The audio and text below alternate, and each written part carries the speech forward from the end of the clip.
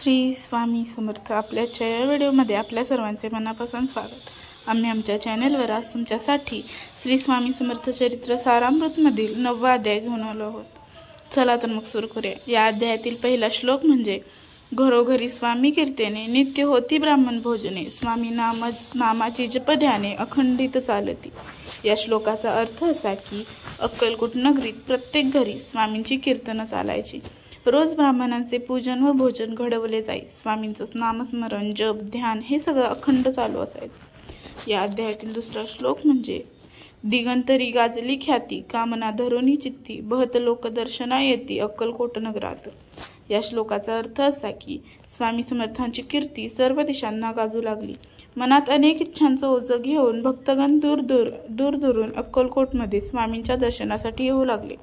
या अध्यायातील तिसरा श्लोक म्हणजे ब्राह्मण क्षत्रिय वैशाधिक शूद्र आणि अनामिक पारसी यवन भाविक दर्शना येते धावून. या श्लोकाचा अर्थ असा की ब्राह्मण क्षत्रिय वैश्य शूद्र असे वर्ण अजाती नाव नसलेले पारसी मुस्लिम भाविक सुद्धा सर्वच लोक स्वामींच्या दर्शनासाठी धावून येत. याचा अध्यायातील चौथा श्लोक म्हणजे यात्रेची गर्दी भारी सदा आनंदमय नगरी साधू संत ब्रह्मचारी फकीर संन्यासी येती पै. या श्लोकाचा अर्थ असा की अक्कलकोटमध्ये यात्रेची मोठी गर्दी असायची. हे नगर नेहमी आनंदमय असायचं. विविध प्रकारचे संत साधू ब्रह्मचारी फकीर संन्यासी यांचा सतत वावर असायचा. याचा अध्यायातील 5वा श्लोक म्हणजे किती वर्णावे महिमान जेथे अवतरले परब्रह्म ते नगर वैकुंठी धाम प्रत्यक्ष भासू लागली. या श्लोकाचा अर्थ असा की ज्या ठिकाणी साक्षात परब्रह्म श्री स्वामी समर्थ अवतरले त्या अक्कलकोटात नगरीचं महात्म्य किती वर्णावं.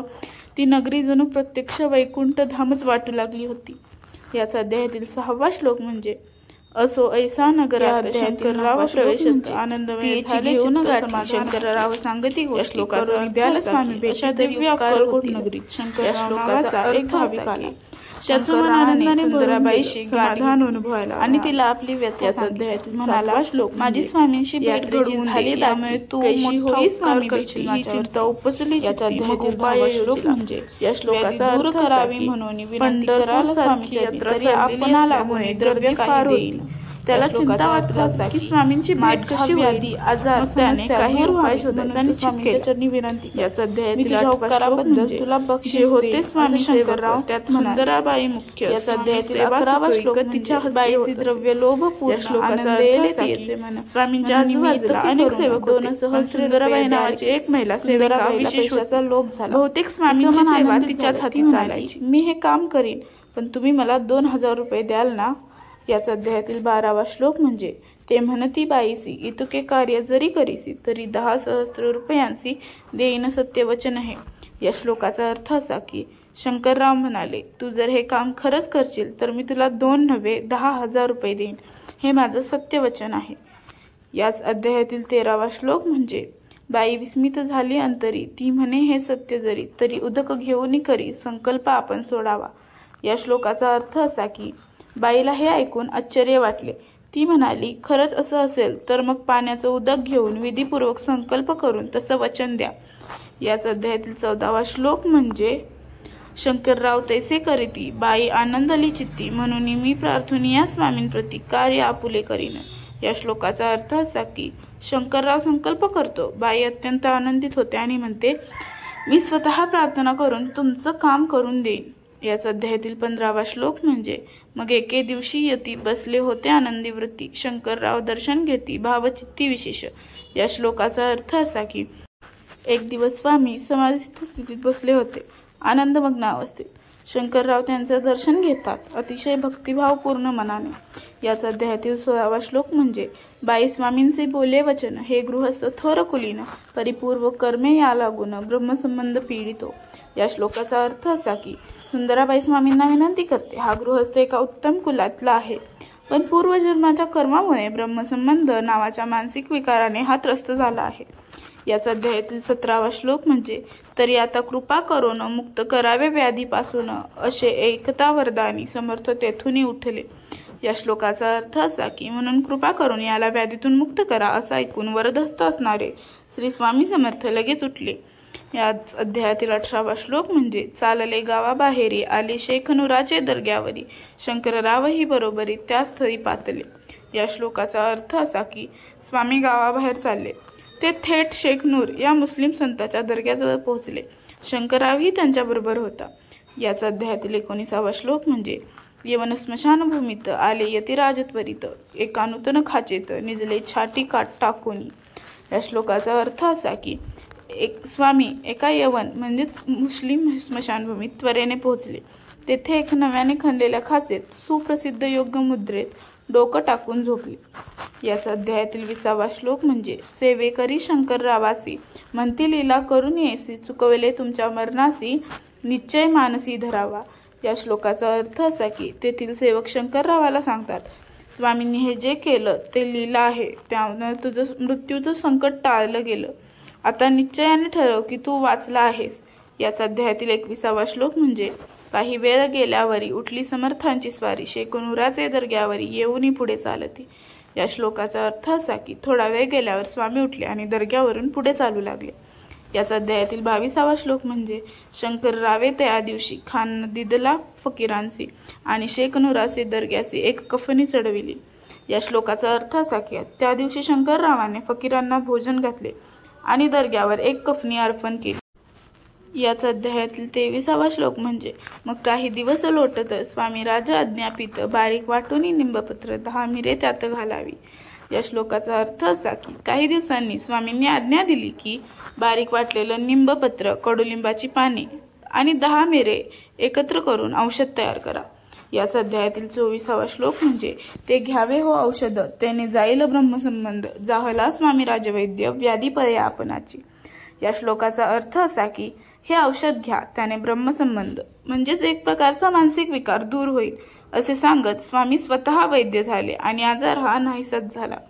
याचा अध्यायातील 25वा श्लोक म्हणजे स्वामी वचनी धरुनी भाव औषध घेती शंकरराव तयासी आला अनुभव 10 दिवस लोटले। या श्लोकाचा अर्थ असा की शंकररावाने पूर्ण श्रद्धेने स्वामींच्या वचनाप्रमाणे औषध घेतलं।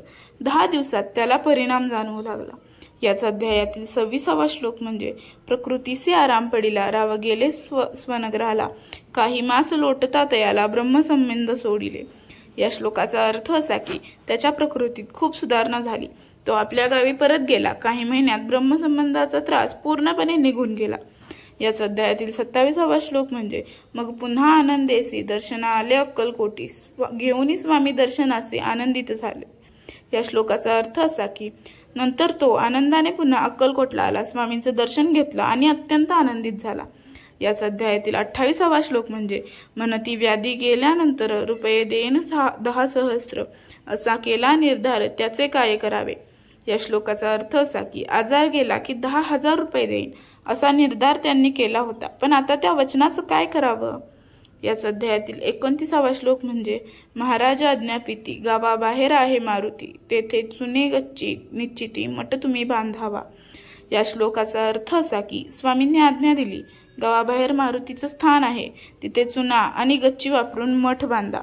याचा अध्यायातील 30वा श्लोक म्हणजे ऐशिया एकांत स्थानी राहणार नाही कोणी अशी विनंती स्वामीचरणी कारभारी करीताती।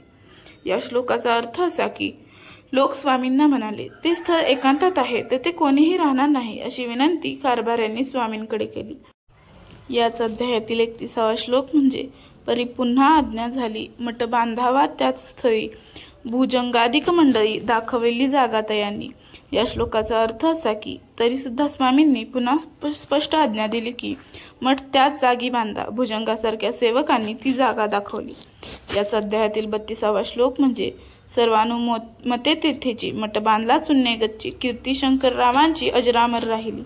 या श्लोकाचा अर्थ असा की सर्वांच्या सहमतीने तिथेच मठ बांधण्यात आला, त्यामुळे शंकररावांची कीर्ती अजरामर झाली।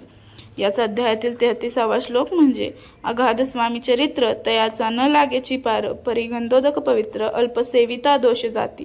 या श्लोकाचा अर्थ असा की स्वामींचं चरित्र अतिशय अगाध आहे, त्याला पार नाही, पण जसं गंगेचं पाणी गोड असलं तरी शुद्ध करतं तसंच स्वामींची सेवा अल्प असली तरी पाप नाहीशी होतात।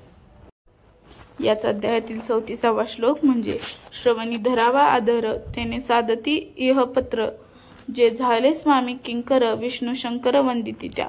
या श्लोकाचा अर्थ असा की स्वामी चरित्र ऐकताना मनात आदर ठेवावा, त्याने या जन्मात आणि पुढच्याही जन्मात कल्याण होतं। जे स्वामींचे सेवक झाले त्यांना विष्णू आणि शंकर सुद्धा वंदन करतात। याचा अध्यायातील 35वा आणि शेवटचा श्लोक म्हणजे इति श्री स्वामी समर्थ चरित्र सारामृत नाना प्राकृत कथा संमत सदा परिसोत भाविक भक्त 9वा अध्याय गोड हा। या श्लोकाचा अर्थ असा की अशा रीतीने अनेक प्राचीन पारंपरिक कथांनी पुष्ट असलेले हे श्री स्वामी समर्थ चरित्र सारामृत 9वा अध्याय हा इथे संपतो। हा अध्याय भाविक भक्तांनी सदा रसपूर्व ऐकावा। श्री स्वामी समर्थ हा अध्याय जर तुम्हाला आवडला असेल तर या व्हिडिओला लाईक, कमेंट, शेअर करायला विसरू नका। पुढील अध्यायासाठी चॅनेलला सबस्क्राईब ही नक्की करा। पुन्हा भेटू पुढच्या व्हिडिओमध्ये। स्वामी महाराजांची कृपा आपल्यावर सदैव राहो।